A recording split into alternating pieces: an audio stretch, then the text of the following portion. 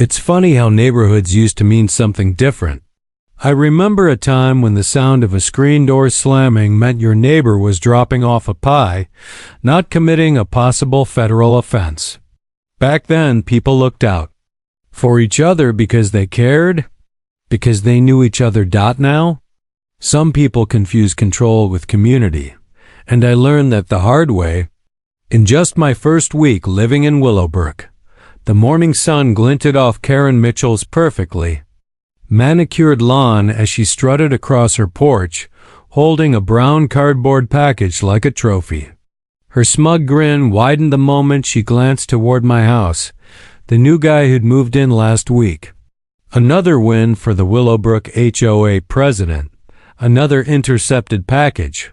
Probably convinced she just protected the neighborhood from some dangerous contraband, she disappeared into her pristine colonial home, no doubt heading straight for the kitchen table, her self-declared command center for all HOA business. I imagined her there, scissors in hand, gleefully preparing to unbox whatever violation she'd uncovered this time. But when she opened that package, I bet her face drained of all color, because inside that box was a crisp navy blue police uniform. Beneath that, sealed in plastic, was my active duty badge. Detective Marcus Chen, badge number 4739, Metro Police Department. I had transferred from downtown and was just settling into my new assignment. The Willowbrook subdivision had seemed ideal, clean, quiet, safe. A place I felt comfortable enough to let my daughter visit on weekends. Sure, the HOA rules were strict, but I figured I could handle mailbox measurements and lawn height regulations. If it meant peace. My department's quartermaster overnighted my full uniform package. Dress blues for the swearing-in, duty gear for patrol, and most important of all, my badge and credentials. I was unpacking boxes in the garage when my phone pinged. Package delivered at 9:47 a.m. Perfect. I'd grab it in a few minutes, after finishing with the tools. But when I finally stepped out onto the porch, nothing. No package. No slip. Just an empty welcome mat. At first, I assumed the delivery driver made a mistake. Maybe dropped it at the wrong house. All the homes here look the same. Identical driveways. Same cookie-cutter mailboxes. But then I opened the delivery app. The photo proof showed my package, clearly placed on my doormat. Time stamped. 9:47 a.m. Something didn't sit right. 2 decades as a cop had trained my instincts well, and right now, they were screaming. I glanced across the street. Karen Mitchell's blinds shifted. For a split second, I thought our eyes met. Then, snap. Blinds closed. I'd met her once. The day after I moved in, she arrived on my doorstep with a fruit basket in one hand and a stack of violation notices in the other. My moving truck had apparently blocked the sidewalk. My trash cans were visible from the street, and the former owner's rose bush were 2 inches too tall. "Welcome to Willowbrook," she said with a smile that never touched her eyes. "I'm Karen Mitchell, HOA President. We run a tight ship around here." "Where did you say you work again?" I didn't. I just thanked her for the fruit basket and shut the door. Now, staring at my empty porch and a photo of the very package that was now missing, I knew something was off. I opened my doorbell cam footage. It buffered, then played 9:47 a.m. The delivery driver walks up, drops the box, snaps a photo. 9:49 a.m. Karen Mitchell steps out, scanning the street like a nosy spy. 9:50 a.m. She casually strolls across the road. 9:51 a.m. She picks up my package and hustles back inside. Gotcha. I saved the footage and took a slow, deep breath. Patience. That was key. If I stormed over, she'd just claim she was protecting the neighborhood, maybe even toss the contents before I could prove anything. Instead, I called my new sergeant. "Hey, Sarge, we have a situation." "Go ahead." My uniform package was delivered this morning. It's missing, including my badge. He went dead serious. You're telling me someone has your active badge? Yes, sir. I have video. Neighbor took it. Do not approach. That's a federal offense. I'm calling internal affairs. Within the hour, 2 plainclothes detectives showed up at my door. Not from my precinct, from internal affairs. Detective Rodriguez. Detective Kim? Let's see the footage, Rodriguez said. I pulled it up on my laptop. They watched it 3 times, zooming in on Karen's face, the stolen package, and the TIMP dot. It was go time. This is serious, Kim said as she jotted down notes. If she opened a federal package containing law enforcement credentials, she's looking at multiple felonies. Has she said anything to you since taking it? Rodriguez asked. No. Direct contact, I replied. But I've noticed her making her rounds, stopping by neighbors' houses, talking in hushed voices with a lot of animation. Rodriguez and Kim exchanged a look. We'll need to move fast before she destroys the evidence, Rodriguez said. We're getting a warrant. In the meantime, act normal. Don't let on that you know anything. The next morning, I was out front, casually watering the lawn when Karen made her move. She strutted across the street, clipboard in hand, Chin high like she was conducting official business. Mr. Chin, she said, deliberately mispronouncing my name. I've received multiple complaints about suspicious activity at your residence. Packages delivered at odd hours, strange visitors. As HOA president, I need to know, what kind of business are you running from this property? I kept my tone polite and even.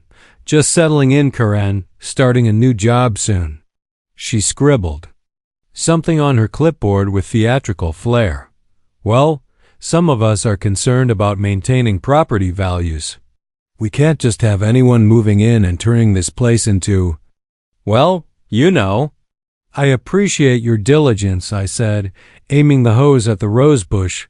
She huffed and marched back to her house, no doubt to update her little network of neighborhood spies on the mysterious new resident who wouldn't tell her his job. What Karen didn't notice was the black Suburban parked halfway down the block, or the unmarked sedan that drove by every 20 minutes. Internal Affairs had been watching, and Rodriguez had already texted me. This wasn't Karen's first time. Apparently, several residents had filed complaints about missing deliveries, everything from medication to birthday gifts. But no one had proof that until now. The next afternoon, I was sitting on the porch sipping coffee when the show began. The black Suburban pulled right into Karen's driveway. 2 men in suits stepped out, followed by 2 uniformed officers. They moved. With intent, Karen opened the door wearing her HOA uniform, pressed khakis and a neatly tucked polo shirt with the neighborhood crest. Even from across the street, I could see her posture change, confident to confused, then outright panicked, all within seconds. Karen Mitchell? The lead agent said, loud enough for the entire block to hear. I'm Agent Rodriguez with Internal Affairs. We have a warrant to search your property for stolen federal materials. Karen's voice jumped an octave. This is ridiculous. I'm the HOA president. I was protecting the neighborhood from suspicious packages. You took mail from someone else's porch, Rodriguez said. That's a federal crime. And the contents, I was going to report it, she snapped, cutting him off. I was just about to call the police when I saw what was inside. That's when Rodriguez's partner stepped out of her house, holding an evidence bag. Inside it, my full police uniform and my badge. Found them in the hall closet, he said.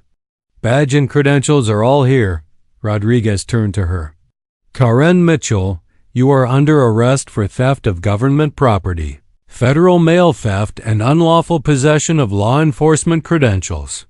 He cuffed her right there, on her pristine porch as her neighbors watched, and recorded. Her face flushed from red to ghost white as she was led to the squad car.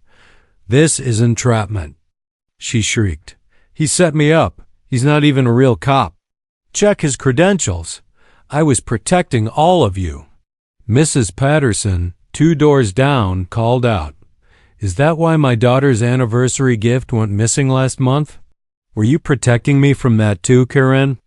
The moment Karen's car pulled away, neighbors started talking. The Johnsons, their medication went missing. The Lees, birthday, presents for their son, all had gone missing. All were reported to Karen, who had promised to investigate. She never found a thing. 3 weeks later, I was grilling in my backyard when Mrs. Patterson stopped by with a plate of cookies. "Heard the news?" she said, setting the plate on the patio table. "About Karen?" I asked, flipping a burger. "Federal prosecutors are hitting her with everything. Mail theft, identity theft, since she opened your credentials, and possession of stolen government property. Her lawyer says she's facing up to 5 years in prison and $250,000 in fines." I gave a low whistle. "That's serious.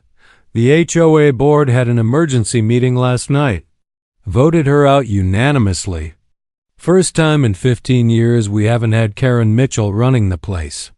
She actually showed up trying to preside over her own removal. When they told her she couldn't participate, she fainted. Had to call an ambulance. Just shock." She added with a smile.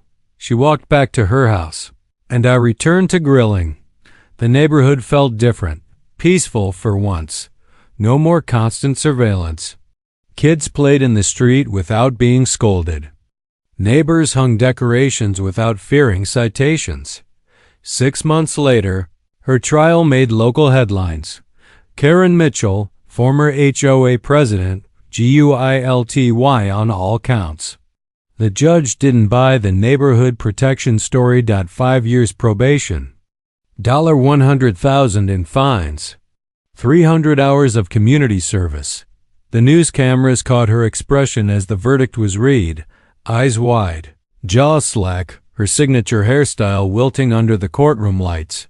Justice had finally knocked out twice.